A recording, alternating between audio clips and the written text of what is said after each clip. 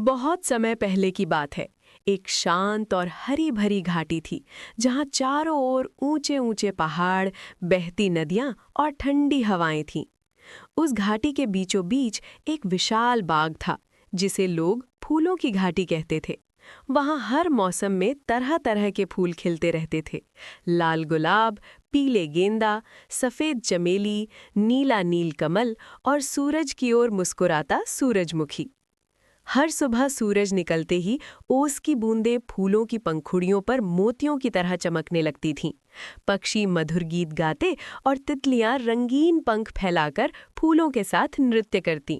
पूरा बाग मानो जीवंत हो उठता था। फूल आपस में बातें करते और प्रकृति की सुंदरता का आनंद लेते। गुलाब अपनी खुशबू के लिए प्रसिद्ध था, लेकिन वो थोड़ा घमंडी भी था। उसे लगता था कि वही सबसे सुंदर है। वहीं कमल, जो पास के तालाब में कीचड़ के बीच खिलता था, बहुत शांत और विनम्र था। वो हमेशा कहता, सुंदरता परिस्थितियों से नहीं, हमारे स्वभाव से आती है। एक दिन घाटी में भयानक सूखा पड़ गया। नदी का जल कम होने लगा और सूरज की तपिश बढ़ गई। कई फूल मुरझाने लगे। गुलाब परेशान हो गया और बोला, अब मेरी खुशबू कौन महसूस करेगा? कमल ने धीरे से कहा, धैर्य रखो, हर कठिन समय के बाद राहत जरूर आती है। कुछ दिनों बाद अचानक काले बादल छा गए और जोरदार बारिश हुई। मिट्टी को नई जान मिली और फूल फिर से खिल उठे। गुलाब को अपनी गलती का एहसास हुआ। उसने समझा कि अकेले सुंदर होना काफी नहीं, बल्कि दूसरों के साथ मिलकर रहना ही असली खुशी है। उस दिन के बाद फूलों की घाटी और भी सुंदर हो गई, क्योंकि वहां केवल रंग और खुशबू ही नहीं, बल्कि एकता, धैर्य और विनम्रता भी खिलने लगी। और यही प्रकृति का सबसे सुंदर जब संदेश धरती था। पर जीवन की पहली आहट सुनाई देती है, तब प्रकृति अपने मौन सौंदर्य से संसार को आश्वस्त करती है। भोर की बेला में जब सूर्य धीरे धीरे आकाश के किनारे से झांकता है, तो उसकी स्वर्णिम किरणें फूलों की पंखुड़ियों पर ठहर जाती हैं। ओस की बूंदें फूलों के ऊपर ऐसे चमकती हैं, मानो प्रकृति ने उन्हें आशीर्वाद स्वरूप सजाया हो। हर फूल उस मौन भाषा में कुछ कहता है, जिसे केवल संवेदनशील हृदय ही समझ सकता है। बगीचों में खिले गुलाब प्रेम और त्याग की कहानी कहते हैं। उनकी कोमल पंखुड़ियां जीवन की नाजुक भावनाओं का प्रतीक हैं, तो उनके कांटे ये याद दिलाते हैं कि सौंदर्य के साथ संघर्ष भी जुड़ा होता है। कमल कीचड़ में रहकर भी निर्मल बना रहता है और हमें सिखाता है कि परिस्थितियां चाहे जैसी हों, मन को शुद्ध रखा जा सकता है।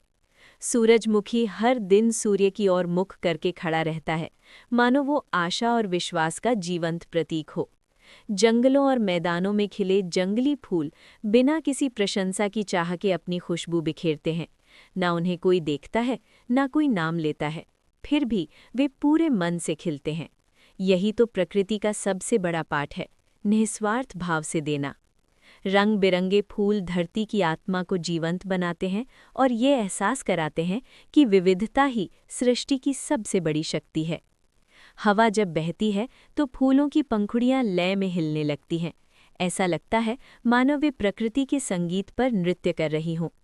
पक्षियों की चहचहाहट, पत्तों की सरसराहट और भंवरों की गुनगुनाहट मिलकर एक दिव्य सिम्फनी रचते हैं। इस सिम्फनी में कोई शब्द नहीं, फिर भी इसके भाव सीधे हृदय तक पहुंचते हैं। दोपहर की धूप में भी फूल मुरझाते नहीं, बल्कि धैर्य के साथ समय का सामना करते हैं। वे जानते हैं कि हर तपन के बाद शीतल हवा अवश्य आएगी। शाम होते होते जब आसमान नारंगी और गुलाबी रंगों में रंग जाता है, तब फूल उस रंगीन प्रकाश में और भी मनमोहक लगते हैं। उनकी छाया धरती पर एक शांत चित्र बना देती है। रात के अंधेरे में भी प्रकृति सोती नहीं। चांदनी में खिलने वाले फूल रजनीगंधा, चमेली और रातरानी अपनी सौम्य खुशबू से अंधकार को भी उजास से भर देते हैं। वे सिखाते हैं कि अंधेरे में भी सुंदरता संभव है, बस समय और धैर्य चाहिए। फूलों और प्रकृति का ये संबंध केवल दृश्य सौंदर्य तक सीमित नहीं है, ये आत्मा से संवाद है। जब मन अशांत हो, तब किसी बगीचे में बैठकर खिले फूलों को देखना भीतर एक गहरा सुकून भर देता है। प्रकृति हमें बिना उपदेश दिए जीवन की गूढ़ सत्य समझा देती है, जैसे हर दिन नया होता है, वैसे ही हर क्षण में नया आरंभ संभव है। अंततः फूल और प्रकृति मिलकर हमें ये सिखाते हैं कि जीवन का उद्देश्य केवल जीवित रहना नहीं, बल्कि पूरी चेतना के साथ खिलना है। बिना किसी अपेक्षा के प्रेम देना, बिना शोर के सौंदर्य बिखेरना और हर मौसम में अपने अस्तित्व को स्वीकार करना, यही प्रकृति का अमूल्य संदेश है।